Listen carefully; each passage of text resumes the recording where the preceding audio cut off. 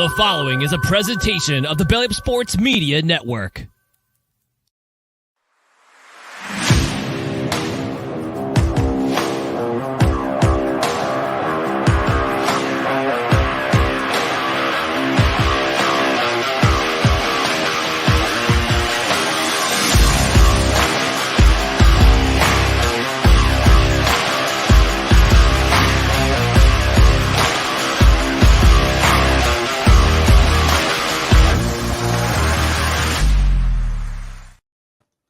What's going on, everyone? Welcome back to another episode of the Pesca Report, brought to you by Belly Up Sports Media. My name is Brad Chandler. With me tonight, I've got Ed Hand. How are we doing, boss? Oh, I'm great. I'm fantastic. How about you, man? I'm living the dream. You know, tired as hell, man. But with us, we got two-time and a returning guest, Mr. Kole Cottam. How are we doing, boss? Doing great. Thank you guys for having me back again. It's an absolute pleasure. And when Ed sent me a message the other day saying, hey, 7 o'clock on Tuesday, and I was like, sure. Who do we have? And he said, Kole Cottam. And I was like, fuck yeah. I can confirm that was the exact response to it. He also used the little flame emoticon to like it. Oh, good. Just to good. exemplify his excitement. It was beyond the heart. It was beyond the thumbs up. It was full on flame. We're good. super happy to have you, dude. Like, welcome back. Oh no, thank you guys. I appreciate it. It was a great time last time. Looking forward to it again. I gotta say, man, like after chatting with you and whatnot, and then meeting you in person, like you took your time. Like you were playing first. You were taking balls at first base and whatnot, which I'm gonna ask you about in a little bit. But you just came over and just shot the shit with me for like a good 15 minutes, man. And I gotta say, I appreciate it. It was cool talking to you. It was weird because like some people were like, "Oh, who's this?" Like, you know. But I appreciate it, man. It was really, really, really cool of you to take the time to talk for a few. No, absolutely. It was great meeting you in person, and I appreciate the T-shirt. And you know, it's just it's awesome. Yeah. I know. I left it. I left it at my parents' house, so it's in the bag going down to Florida. So I'll make sure to rock it down there. But there you go.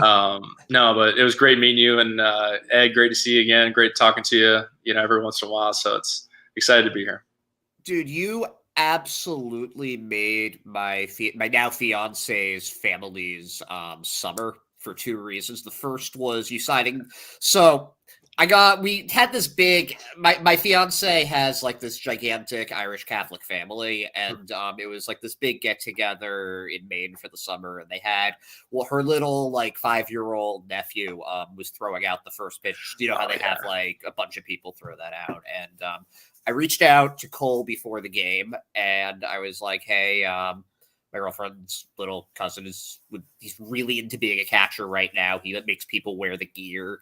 It would be like, you know, like it would absolutely make his day if you could like, just like, you know, just go over and say hi and sign something for him. And what ended up happening, it was Cole was super cool about it. It was like, yeah, no, I'm going to be signing stuff from X time to X time. And, you know, yeah, just let me know when. So I came over and he got really nervous right before the bell, and it didn't end up happening, but he was super ecstatic about getting the card.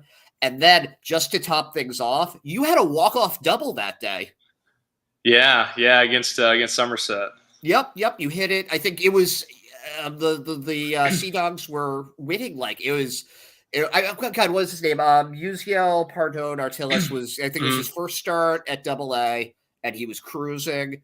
They were up like 9-1 or something like that, and Somerset just came back. And I think it was your second hit of the game, right? Like you had another one prior to that. Yeah, it was a long game, you know, a lot of offense. And, you know, it was a really fun game. And it was interesting because I hadn't done well up until that point. And one of my good friends from college, Carson Coleman, was pitching for them.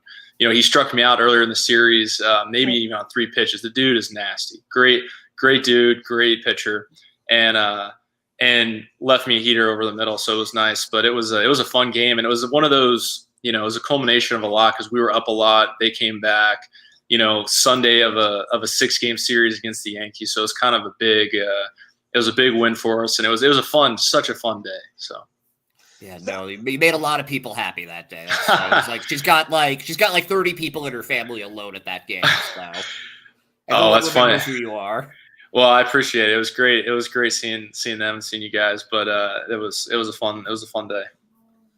So I got to ask you. I don't know if I asked you the last time you were on, but if I did, what's it like playing the same team 6 times in a row? It's different, right? Because a couple years ago, we had the normal minor league schedule, and it was 3, 4, 2 days, whatever it was. There's a lot of benefits to the travel of it because you're not in and out of different hotels on the road more. You're actually able to stay at home for sometimes days on end. But the team itself is interesting because you face some of the same starters maybe once, twice, however it works, and then the relievers as well. So it's good, and there's positives and negatives, but I think you see a lot of the same arms. Granted, they see you as well, and you get some buddies on the team. It's a good week. It's although you get chippy on a Tuesday, it's going to make for an interesting Saturday and Sunday. So, but it's very unique. I think I enjoy it more than the old schedule of traveling a lot, and you're in and out of different hotels. But I think it's kind of fun, especially you get in a good city, you're able to walk around, go out, check out the city more of itself too. So I think there's definitely a lot more pros and cons there. Go ahead. How was the so you started off having a pretty solid season at AA, and you got that call up to AAA. What could you take us through your call up?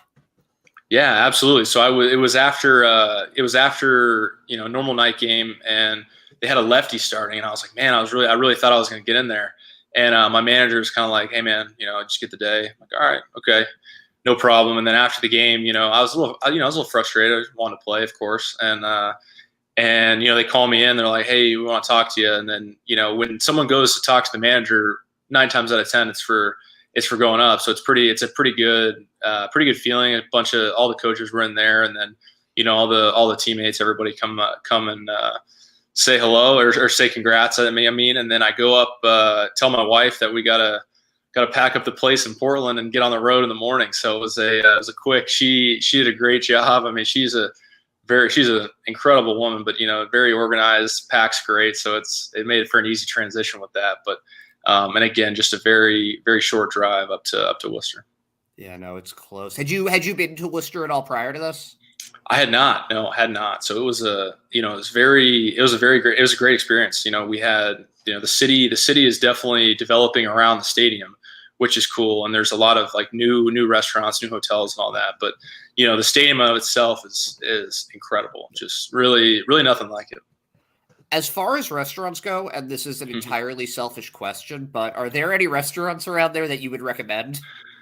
Oh man, there are a few off. I can't. Oh man, I'm losing the restaurants, but there's a bunch right off the main road, right off of Worcester. Just a couple streets over from the park.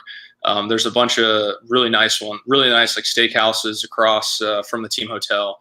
So there are some good mom and pop places. Salt and Pepper's a really good breakfast spot. Me and my dad went, but it's very there. You kind of get everything what you want there, and the more you stay, we were there for a lot of home stands there, and it was awesome. And we got to go to different places in the morning and the afternoons and dinners and stuff. It was great food spots.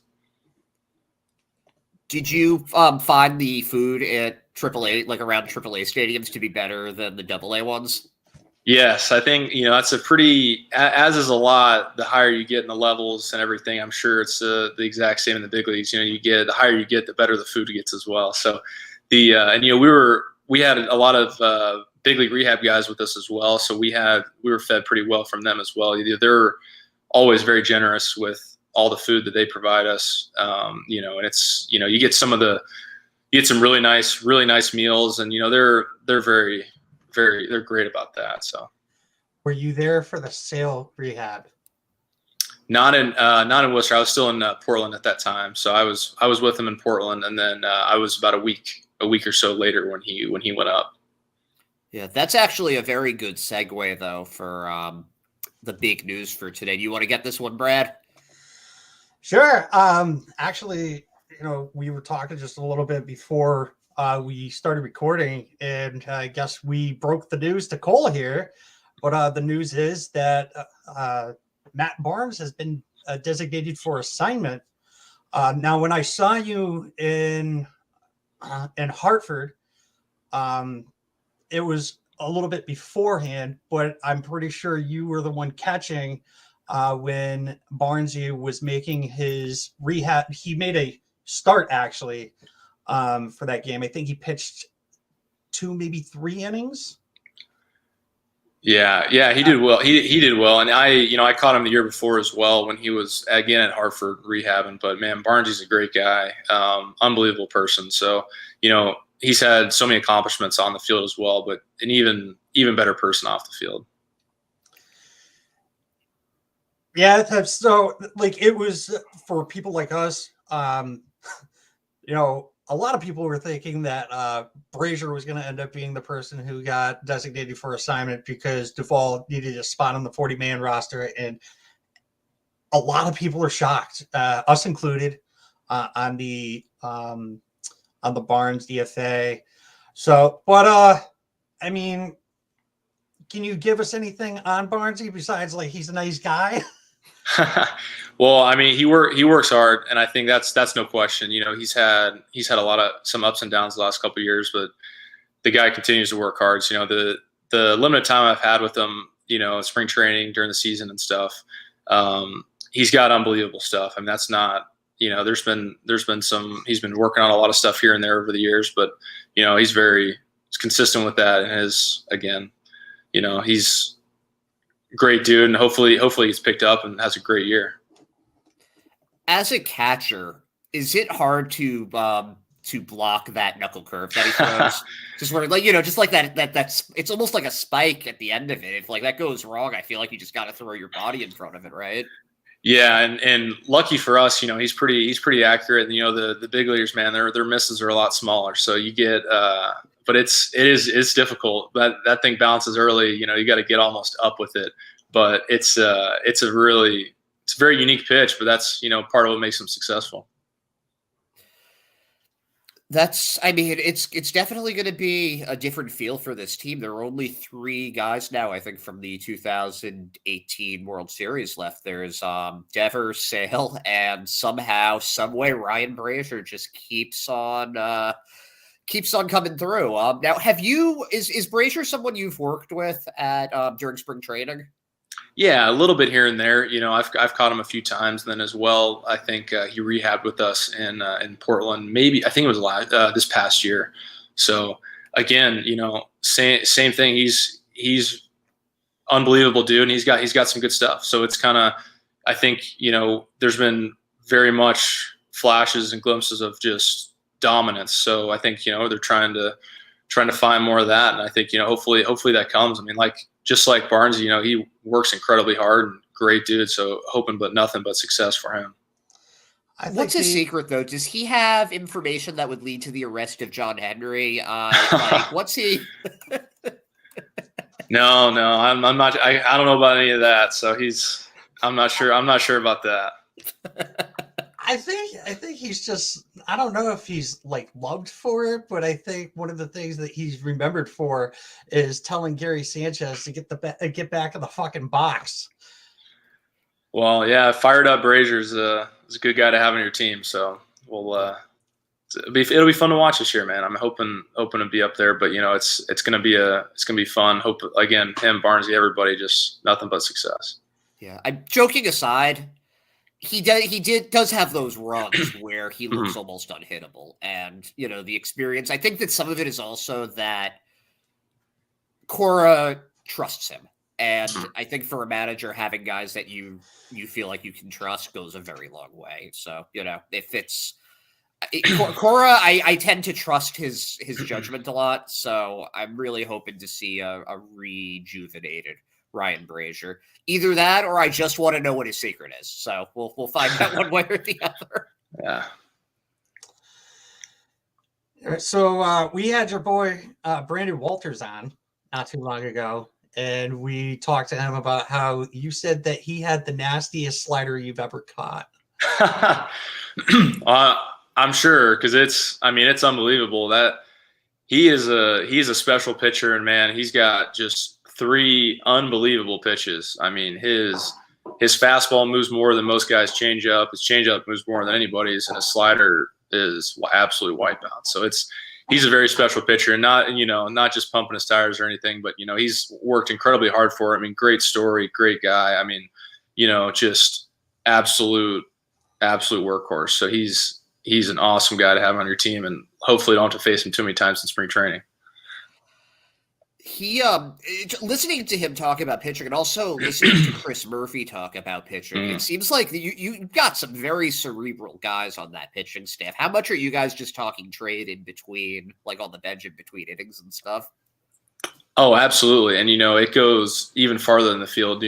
Murph and I talk all the time about different things. Same with Walt, but it's like, those guys, they're incredible at their jobs. They're incredible at what they do, and there's many reasons for it. It's not, it didn't just happen, didn't, just fall into it. They take it very seriously, try to find every edge and advantage they can. So, and that's what makes it fun, in bullpens and, early on, just messing around. There's a lot of that success probably is found within those just having fun, goofing off moments, and then everything starts to click. Then you get on the mound and compete. So it's very, especially, those 2 are very special pitchers, and it's so much fun to work with them. And again, we have a very talented staff throughout the whole system, but especially at the upper levels right now. So makes my job easy, makes it fun.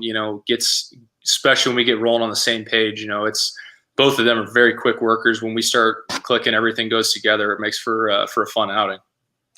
Who are you most looking forward to working with in spring training?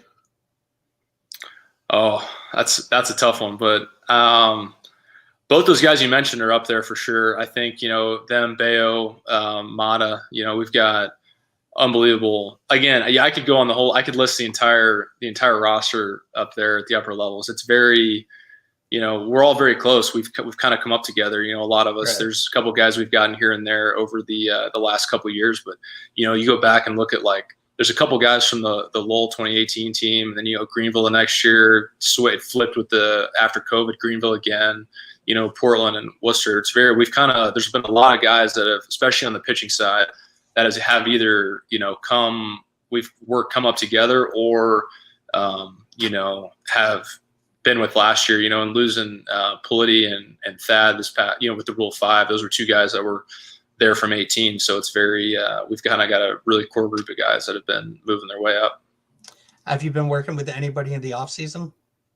Not really from our organization, just kind of guys in town and in Knoxville, but definitely keeping in touch with all of them, and just trying to but talking probably more golf than baseball right now, but also but no, just kidding. But we're all getting ready to go down there soon, and just trying to get everything just mess around right now. Then we get down there, start rolling and start turning things on.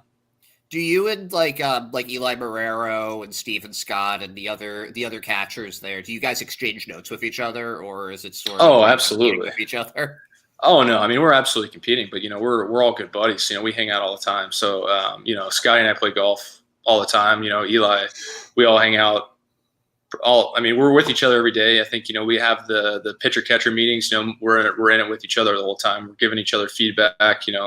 If Eli caught the day before, sees something, he chimes in and we talk, and then we bounce ideas off each other. We warm each other up all the time. It's kind of very it's a very much a give and take. We very much pour into each other with everything, and we're there for the pitchers, we're there for the team. It's very I think especially those group of guys, very selfless, and so it's trying to help each other become the best player we can. So getting the call up. What would you say is the biggest difference between AA and AAA? In terms of competition or like field or what? Let's go with both. Okay, yeah. So I think it's interesting. It's different. I think competition wise, because you have a little bit of older group. You have especially on other teams. you have guys that have the ability to throw pitches anywhere at any time. So that's kind of which makes it fun. So it makes it very much more of a chess game than kind of like you go right at it. But it also in the turn with catching wise, it makes it a lot of fun too because you get some good arms. You're playing the game. The game's a little bit faster, but not much. I think it's very controlled with the pace and all that, so it's fun. But you get like we talked about before, the field's unbelievable up there. You get treated well. You see some cool players because I grew up watching some of these guys and some of the rehab guys, some guys that were kind of trying to work their way back into the big leagues. So it makes it fun. You grow up watching them on TV and see have their cards and everything, and you're playing with them, playing against them. So it's an interesting time, but definitely a lot of fun. So you were talking about the pace of play and whatnot. They just announced that they are going to have the robo umps starting in 2023 for AAA. What are your thoughts on that? I think it's interesting. It's there's definitely kind of like with everything, the pros and cons. So I think it's a step in the right direction.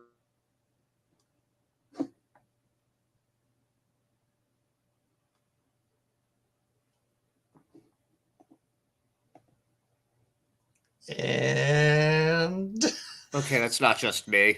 Nope, it's definitely no. not just you. I think Cole's having some problems with his internet right Cole's now. having some technical problems right now. Hopefully it comes right back. But what are your thoughts, Ed? On the Barnes? No, the robo-umps. Oh, I don't know, man. I kind of if it's like the tennis challenge system where they just do it quickly, then I'm fine with that. They have a couple per game, like that's fine. But I don't mind the human element. I never really have minded the human element. So I don't know. It's kind of like I get people wanting it to be as perfect as possible, but it's an imperfect game, and I think that's part of the appeal of it. So as long as it doesn't get too in the way, I don't mind it. I mean, we thought that instant replay was going to make a huge difference with at the bases, and they still get calls wrong there. So they definitely do. How about you, man? I'm indifferent. I want to see how it works. I want to see how they're going to implement it. And here he is.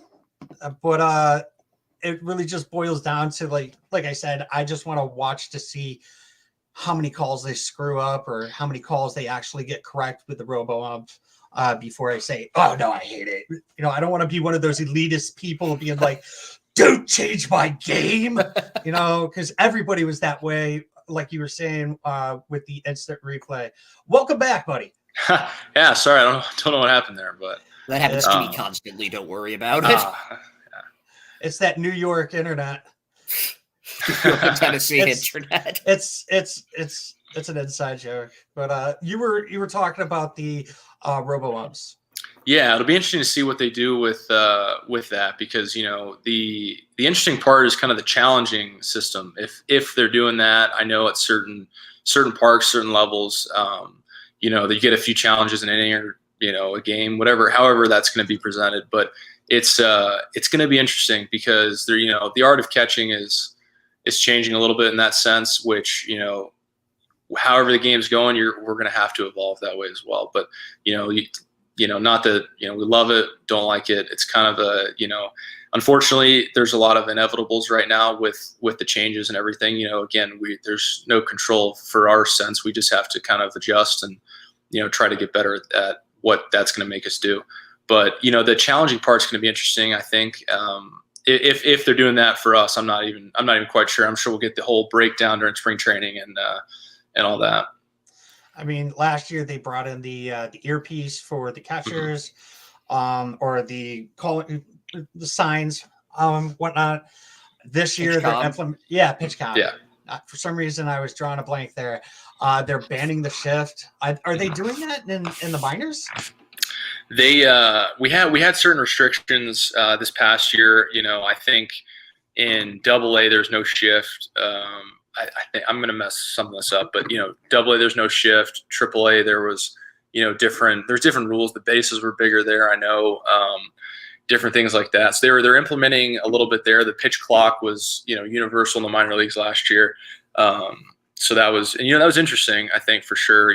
Definitely, again, kind of with everything, there's pros and cons to adjust, but the bigger bases I'm a huge fan of. I think that's fine. And then the auto zone will be interesting. I've only played with that one time out in Arizona, but other than that, it'll be a fun transition.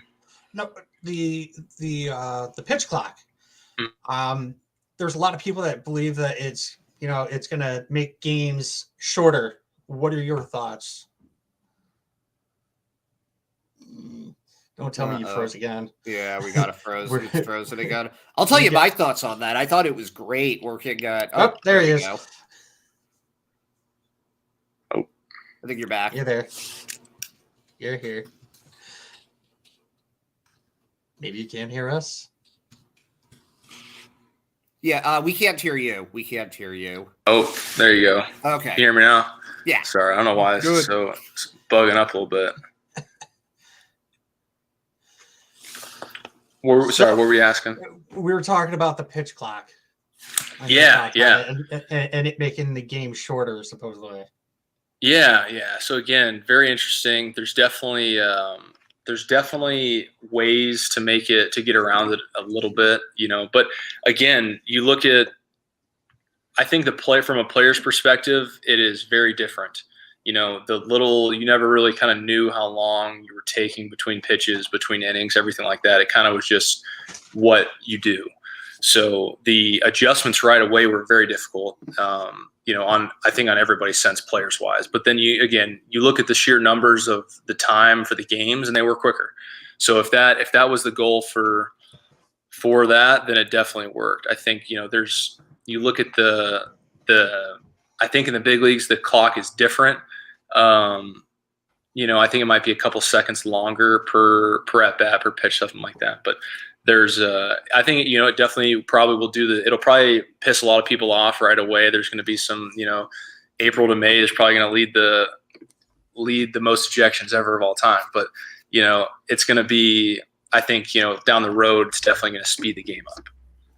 Yeah, I think that's a pretty fair assessment. I can tell you just from watching games at AAA with the pitch count, it's really nice when you're there in the summer and you have got work the next day and it's kind of hot out and it's like a 2.5 hour game, or it's a 2 hour and 45-minute game instead of 3.5 hours or something like that. It does add up, and it's not that baseball isn't great. It's just that it's like you want the dose of it to be right, I guess.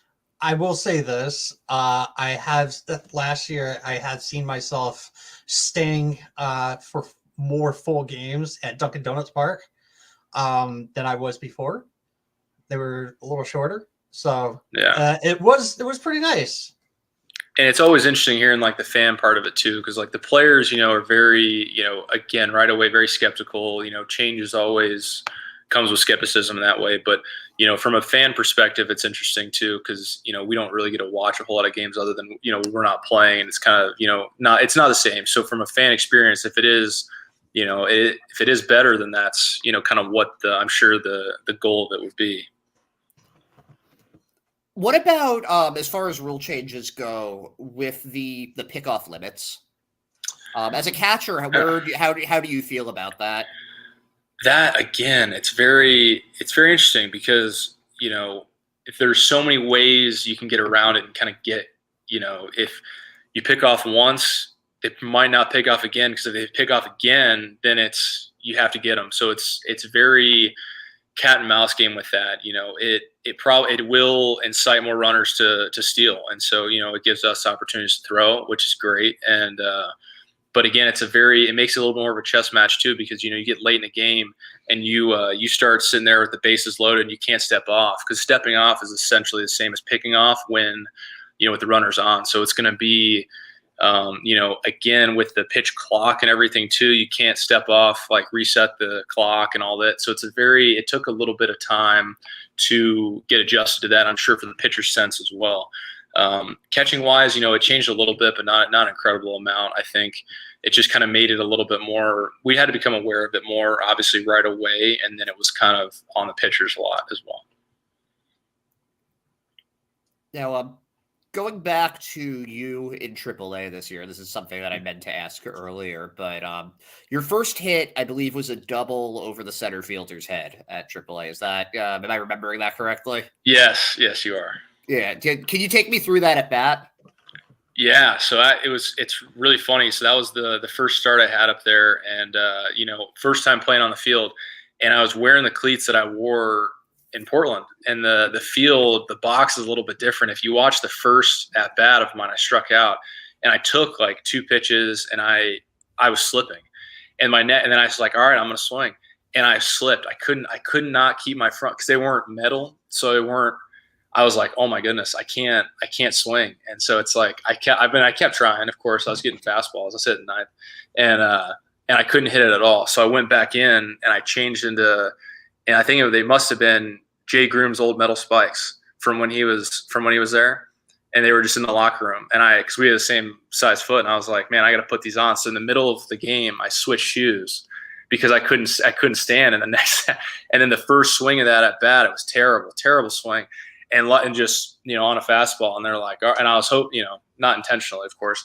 And luckily they grooved me one again, thinking I just couldn't hit it, and ran into one. So it was an interesting, such a fun day because, it was a day, it was like a 4:00 game, which, I hadn't played a lot of them, but so many fans, great atmosphere. It was a great, as soon as you do anything, you hear the roar, the fans are very involved. It was awesome experience. Yeah, it seemed like as you got a pretty good amount of playing time when you got there, and then it seemed like they moved a bit more towards Wong and Hernandez getting the bulk of the starts. Now, were they were you getting? I would assume that you were working with the staff there and kind of getting accustomed to the pitchers and everything. But was it was it tougher for you to be I guess on the field a little bit less there? Oh, absolutely. Every season comes with different challenges. So, I think I learned a lot from that as well. How to mid-season, take a step back, work more on different things. It was a very, very unique experience, but I learned a lot from it. So it definitely wasn't easy, of course, not playing, but, what I learned from it probably outweighed that. So I think, well, hopefully that doesn't happen again. But, if it does, I think I'd be more ready for it now. And, I've learned a lot from that as well. Yeah. All right. So I think it was Murphy I was asking this question about up in Portland last year. There was a huge brawl. Tyreek Reed. It looks like it was just like, yeah, dude, here I come. And then he just slugs him. Where were you? I mean, obviously you were in the dugout, but what were your thoughts? Yeah, again, I love Tyreek and all those guys. So it was interesting. As soon as it happened, you kind of saw it, and you're like, man, that guy is so much smaller than him. You'd think he wouldn't be mouthing off. And I don't know what. Again, I can't say on air what exactly was said. I can't have my wife, my mom, listen to this and say it again, but. Again, it happens. It's part of it. And so, as soon as it happened, ran out there, started grabbing people to try to get off the ground. So it was very quick. I think been in a couple of those in my career, and it's a lot quicker than you think. You just try to be in the right spot and help out your team. So Cole Cottam, known good guy. Now, I've got a Twitter question from you, and it's from Nugsy Bogues, and the question is, who has been your greatest mentor throughout your professional baseball journey? Oh man, I mean, outside of my mom, my brother, my wife, my dad, probably. I've looked up to him for a long time, and there's very special man, very special relationship. And so I think, with our whole family, we're very close, but, he played sports in college, was very, very good athlete. And so, he's gone through similar things, but, he's a great role model, great person to look up to. So, and again, my mother as well, she was a great athlete and very, unique to have two people to look up to and kind of show you the ropes like that for me and my brother. And, just hoping to pass that on to my kids someday. Yeah, I mean, I think I mentioned this when you were on last year, but I always enjoy how any Cole Cottam content gets retweets and likes from the entire Cottam clan. You can pick them out pretty easily, so you'll nothing short of that. So, is there a reason why your handle is Cotton? That was a nickname in high school. Nobody could really say my last name. They always just assumed it was Cotton. So it was kind of, and then the dodgeball guy from if you can dodge a wrench, you can dodge a ball. Yeah, he says like Cotton was his name, Cotton McKnight or something. So it was kind of, that was going around, but it's a nickname from high school. And so kind of when I created my Twitter back whenever, that was that's what I put on there.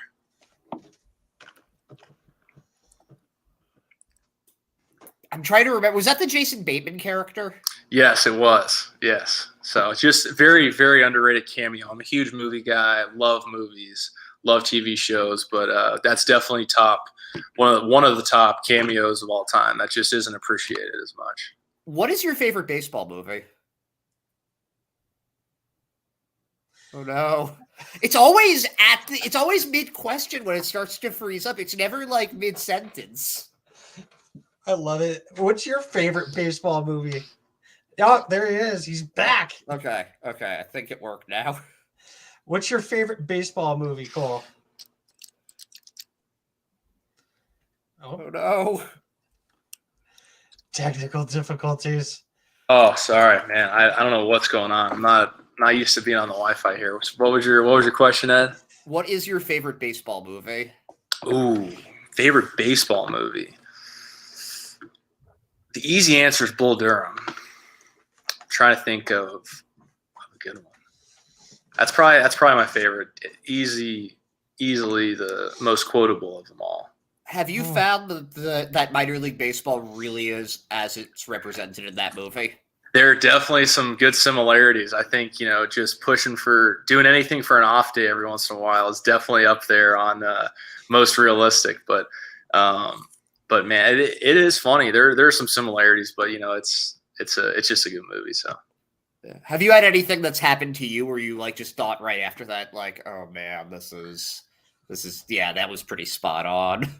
Oh man, I'm sure I have. I think there's a lot of good references with that movie as well. But you get up sometimes you go up to the mound during a mound visit, especially me and Murph or something up there. We'll start I'll try to make him laugh and just like say some jokes, just something super silly or anything like that. You get a couple of guys in there just talking nothing about baseball, but stuff like that. But just keeping it light like the movie, but it's also there's some truth to the movie, but also probably some exaggerations. But how about non-baseball movie? What do you like?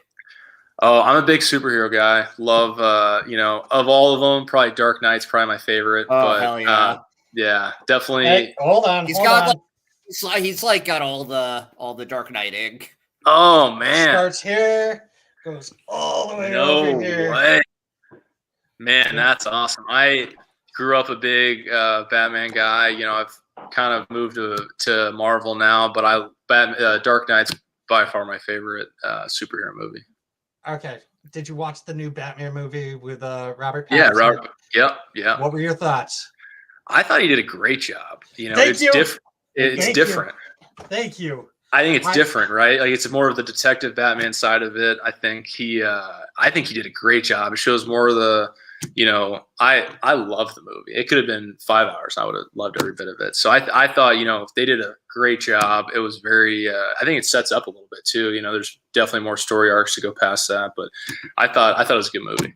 So I gotta ask, since we're talking Batman, big Batman fan here. In order, your favorite. Oh, Christian Bale, number one, no question. I loved Robert Pattinson. We'll go 2. Probably. Oof. I like the movie. I mean, you like Keaton? Is that your? Oof. No, Clooney- keep going. I'll say I'll go. No, He's a do big not Adam say- West guy. No. I haven't really watched a lot of Adam West and a lot of the TV show ones. But so I'll keep Adam West out of it. I can't give a popular of my 4. Like my 4 Batmen have been like Christian Bale, probably Pattinson. Or I put 5: Pattinson, Keaton, Affleck, Clooney. I'd have to go Bale, Yeah. Keaton, Pattinson, Fair. Okay. Affleck, Kilmer. I absolutely. Oh yeah. Come on, man! You cannot Yeah. have Batman with nipples. Yeah, I agree. Yeah. You guys are Yeah. excluding my favorite one.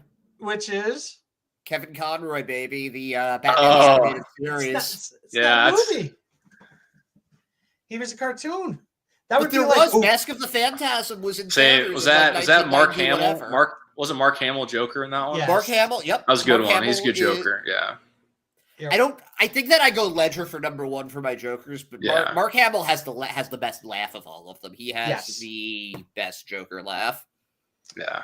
I love that this transition to this because this is what I could talk about this for hours. And this is kind of my decent. outside of baseball. This is my All right, this is what's my your Marvel? oh well. I mean, tough to not go with like movies or characters. Let's go character. Probably I like Iron Man. I mean, Okay. OG. Tough to. You know why you like Iron Man? Why is that? Because he's also a billionaire, just like Batman. He's not an actual superhero. He's It's a true. vigilante as well. I Yeah. thought you were going to say it's because Cole has a passing resemblance to Robert Downey Jr. Okay, That's I'm funny. not going to say no to that, since I don't think that he makes bombs for freaking war. No, hopefully just the billionaire part one day. That'd be a good comparison. But And the suit. I would Yeah, love to have that yeah. suit. oh yeah, but no, I love Marvel. It's a very I kept up with it from the beginning, so it's kind of it's good to see it hopefully going in the right direction now. Edward Norton or Mark Ruffalo? Oh, Ruffalo. I mean, I still watch the Ed Norton one, but it's It's so weird. I don't mind it probably as much. Just like if it's on TV, I might watch it. But if it's it's funny. Spring training, it was like a couple guys, there's probably 5 or 6 of us. We watched all the Marvel movies in order again, because we were in the hotels. It was 2019 maybe, and so you watch 1 or 2 a day, and you're sitting there, killing a bunch of time. But we actually skipped that. We skipped the Incredible Hulk one of that when we were watching. I just recently got all of the Marvel movies, and I just had myself a Marvel movie-thon or whatever it's called. Yeah, And nice. it's so, like you said, I watched the Incredible Hulk, and I could have skipped it. Yeah. There's not an incredible amount when they like recast the characters, kind of like that. It's very you can skip it if you really want to. So. Yeah, it really just has that one. The only thing I remember about it, honestly, was the thing at the end where Robert Downey Jr. shows up there. That was honestly That's the kind of all only you. part That's that kind of all I you need to remember. know. Yeah. So off of the comic book movies, though, if you had to take, we're still staying on movies, but Okay. Valentine's Day is coming up. You got to take your wife Oh, to a yeah. movie. What are you taking her to? Deadpool. Oh, great! Like one coming up soon, a movie coming out Oh no, soon. you can. or- You know what? Okay. It's not coming up. It's not something because I. No. have no idea what movies Okay, are coming no. out. I'm not never to shy away from some rom coms. There's some good ones out there. So I've probably seen more than I care to admit. But there definitely are some good ones, especially for Valentine's Day coming up. So What's the number one Cole Cottam rom com? oh, man, that's tough. Cottam me on rom com. Put me on the spot. I can't. I'm gonna have to attach my title to a movie here. Man, I don't. I'll talk about mine if you want. All If you right, want yeah, time to yeah, think about it. yeah. Give me. Mine Let's hear you embarrass yourself first. Mine. Oh, I'm not embarrassed by it. This is the proposal. Yeah. no, that's no, such no. a good one. That's definitely up there. But not Is that has Betty White in it, right? Yes, it I does. remember I didn't Ryan know. Reynolds and Sandra Bullock. Yeah. I love The Wedding Singer. I absolutely consider it a rom-com. I think it's Adam Sandler's best Adam Sandler. movie. Ooh, come on that. Yeah. You think it's his best movie ever? I think it's his best movie. Speaking of the same fond... cast, 50 First Dates. That's up there. I think that's better than him than and Wedding Drew Singer. Barrymore have so much chemistry. Like, Yeah, I also, that's good.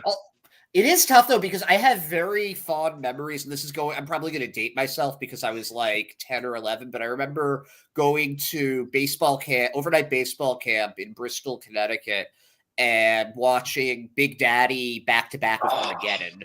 And I think Big Daddy is my favorite transition of his comedies. Yeah, no, I don't know Big how Daddy's we went. Great. I don't know how we went from Big Daddy to Armageddon with it, but you know, it was like maybe it was just Steve Buscemi things. I don't know, but yeah, I guess I could argue Wedding Crashers is kind of a rom-com. Very much kind of a rom-com. I think that's rom. definitely a rom-com. That might be number one if that's eligible for the category. I think that's eligible. It is literally about weddings. How are you get less? You go. It's in the title. How can you be less of a rom-com than that? Yeah. Vince Vaughn, my favorite part of that movie was Vince Vaughn talking to Wilson. He's like, "Did you give her the good old motorboat?"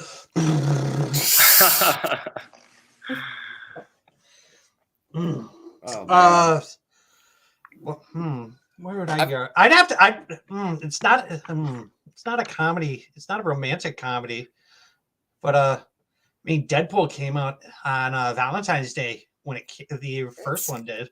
It's kind of a rom-com in a way. They have the whole like Careless Whisper thing. I mean, it's not really a rom-com, but as far as cop-outs go, I don't hate it.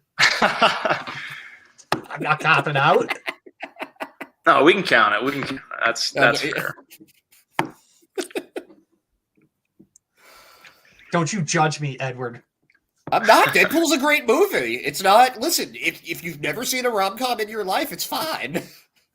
Oh no, I've seen The Proposal. That was like my go-to as soon as I was like, Ed likes this movie because I've seen it. Anything on what is it, the Hallmark Channel? Oh yeah. Yeah. I'll stop now. I get Hallmark and Lifetime kind of confused. I don't know which very similar anymore. Yeah, very similar. Which Hallmark is like one that has Christmas a lot movies, of like I killed my wife and now I got caught movies on it, or like I killed. That's the Lifetime. There's a lot of murder ones on it, but those aren't really romantic. I've got another Twitter question from you. If you're up for it, Cole. Yeah, absolutely. And this is from SMO Gamer 1100. What has been the most enjoyable team in the minor leagues you have played for? Oh man, that's a good one too.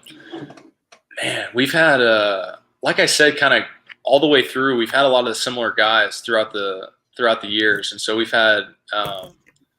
It's tough to pick. It's tough to pick one team. I think there's definitely stretches or moments that kind of make it the best. You know, like we went to the playoffs in 2019 with Salem. That celebration, that was an unbelievable time. You know, we went on an unbelievable run in Portland and last year. And again, kind of, I think it's more so like on and off the field stuff that make the teams great. Like there's so many moments on the field, walk-offs and, very special moments like that. But, it's the guys. And I think, we've kind of had a lot of similar guys throughout the years together, which has been great. So those kind of off the field stuff makes it a little bit more special. Yeah. Speaking of guys with walk-offs that I believe you were you and Big Joe Davis in the same draft class? I think he might have been 2019. I can't remember actually. I think he was. We played against each other in college, but I think he was there one more year. I could be wrong. 2018 or 2019. But did you guys play together much? No, I think we were together maybe for a couple games in Greenville in 2021 before I left, but that was about it, but he's, great dude, just so much fun to be around. So he can hit the crap out of the ball. So it's, it was very fun to watch. Yeah, we were. I was pretty. I'm not gonna lie. I was pretty bummed out to find out that he had retired a couple months ago. Guys like him are part of what make the minors so just such a great experience as a fan. Just because it's like you want to see this guy hit a ball 700 feet. Go ahead and watch. I went to a game. Yeah. I was Greenville and Hudson Valley. This was last year, and that lineup was just like Nico Cavadis, Big Joe Davis, Nick Northcutt. Just it was just like swingers. Yeah, guys can hit the crap out of it. And it was a good game to go to because I think they won like 13-2. Just home run after home run. But that's speaking awesome. of pretty awesome. Speaking of like video game scores and whatnot, are you a video game player? Do you play video games? Not really. I love playing the show or Madden or anything, but definitely not really a gamer. Yeah, same boat with me there. I was always a pretty big movie kid, but I kind of stopped video games and again dating myself after Nintendo 64. Oof. I mean, like I've at least owned a PlayStation 4. Yeah, no, I didn't even realize there were that many now. They have 5, Ed. What? There's no way you're being serious right now. I kind of am, actually. I sort of stopped being aware after PlayStation 3. I kind of thought that was still the last one. Yeah, I definitely own a PlayStation 4, but don't not a 5, but play just sports games every once in a while. You watching any of the playoff games for football? Oh yeah, every one of them. Who's your team? I root for the Titans, being from here, but right now, I mean, obviously they're not in it. So, I mean, just the games 2 weeks ago were unbelievable. I mean, every game was close. It was so much fun to watch. The games the last couple, again, they were fine, but they were really good. But I like Buffalo. I like Cincy. They're fun. They're great stories to root for. Right now, probably Cincy. I was kind of going for Buffalo.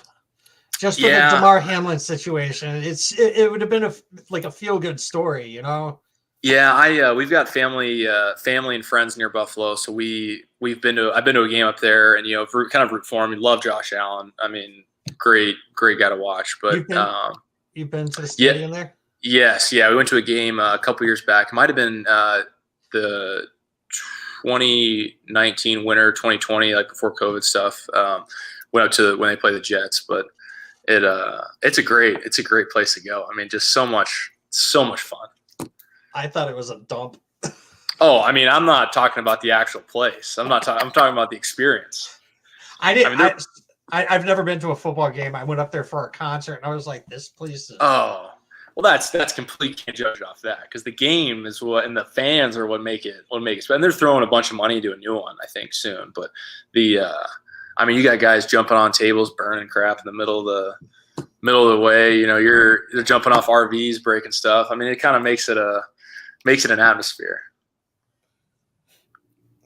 So I've got one from somebody that says he played in your league and in Farragut baseball as a kid. What's the name? His name's Jeff Mayberry. Oh yeah. I think yes. Yeah, absolutely. He says, hope to see him in the majors someday. Is it too early to request a pair of tickets? Oh, Jeff's a good dude. He came to watch a couple times in college as well. He's a good guy, so that'd be awesome. Got a question about college, actually, from somebody. This is from TR Hubs. What was he's a fellow UK alumni, class of awesome. 03 in his case. What was your college experience like, and how does the level of competition in the SEC compare to the lower minors? How does the instruction and development differ? Yeah, I loved every bit of Kentucky. It was fun. Had unbelievable time. We had 3 really good teams while I was there, and met some of my best friends to this day. But the competition's similar, I think, to lower levels. Probably not as good because you get everybody in the low level is still a professional pitcher. And so I think, you run into, the big teams, the Floridas, Vandy's that have, all three starters are going to be in professional baseball, handful of relievers, bunch of players, hitters. I mean, so, you run into that too, but again, some guys are younger, some guys are, you get to low A, high A, you're still facing professional guys. So it's probably similar, but definitely probably not to that level, I think. So, but again, it makes it that much fun when you see guys from college, you play against there all the time, play against and all that stuff. So the circle gets smaller the higher you get, but it's kind of fun to see everybody go through that as well. I think I may have asked this last time. I'm completely blanking though. What did you study when you were in school? Kinesiology. Oh, definitely didn't ask that question because that's something I would have remembered. Yeah. What is that? Exercise science. So kind of the study that. So it was I'm very interested in all that. Like, once upon a time, thought about going to the medical field, my mother's a doctor. So, growing up, seeing that was awesome, and being able to apply all that to sports is really cool too. Cause you have a lot of the classes I took, some very difficult classes, of course, but, some very applicable to, human body, sports, exercise science, exercise physiology, stuff like that. It's very, it's interesting to me.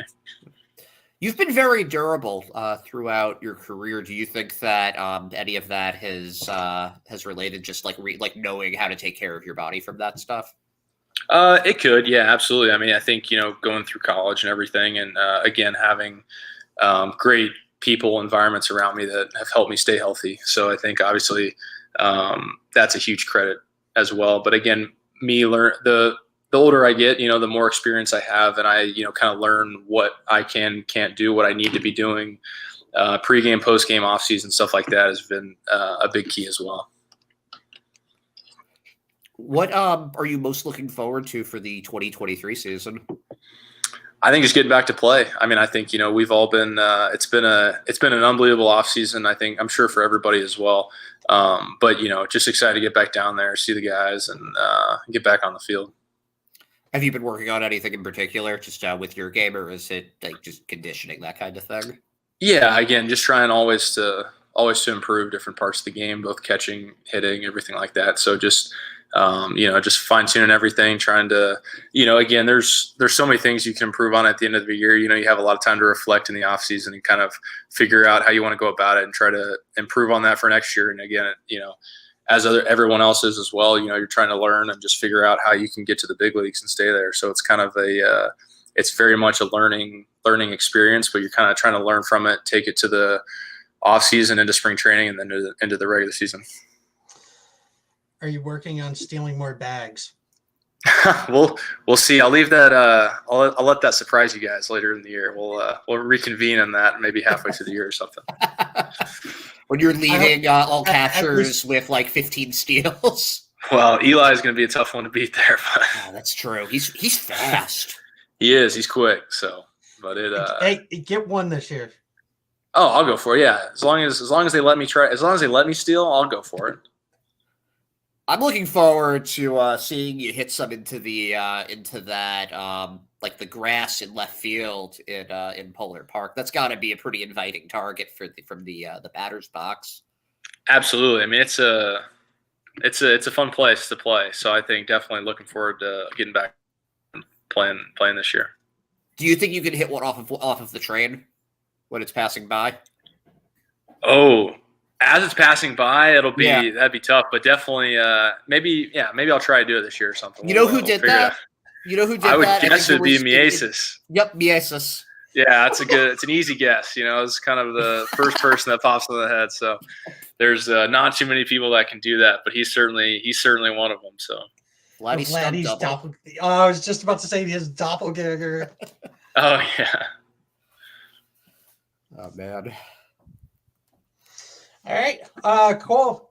Ed, do you have anything else you'd like to add? I'm probably going to think of something like 5 minutes after we're done, but at this moment, thank you so much for for coming back, for answering all these questions. Really, really looking forward to seeing you more on the regular in Worcester now. It's gonna be a fun season. Hopefully, get to see you a little bit of catcher, a little bit of first base. It'll be good. Absolutely. Thank you guys. Thank you guys again for having me. Thank you so much for coming on, Cole. Yeah, absolutely.